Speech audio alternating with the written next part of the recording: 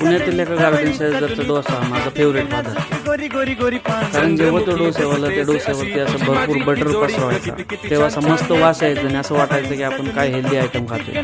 कारण तेल आपण खात नाही आणि बटर हे हेल्दी असतं. त्यात पुढची गोष्ट म्हणजे त्या डोस्यावाल्याने त्याच्या गाड्यावरती लिहितानाच लिहिलं होतं की अमूल डोसा, म्हणजेच तो अमूलचं बटर वापरते असं मला वाटतं. परंतु 2 दिवसापूर्वी जेव्हा मी एक व्हिडिओ बघितला तेव्हा माझा पूर्ण भ्रमनिराश झाला आणि घराबाहेर खायच्या वस्तूंपैकी जी ही एक हेल्दी गोष्ट वाटत होती पण आता ड्रॉप झाली. तो व्हिडिओ पाहिलं मला समजलं की जेव्हा ते लोक गाड्यावरती लिहितात की अमूल डोसा, अमूल पावभाजी, तेव्हा ते अमूल बटरमुळेच नसतं. परंतु शॉकिंग गोष्ट ही आहे की ते अमूलचं बटर नसलं तरी अमूलचंच ऑइलपासून बनलेला दुसरा प्रोडक्ट आहे, त्याचं नाव आहे डेलिशियस.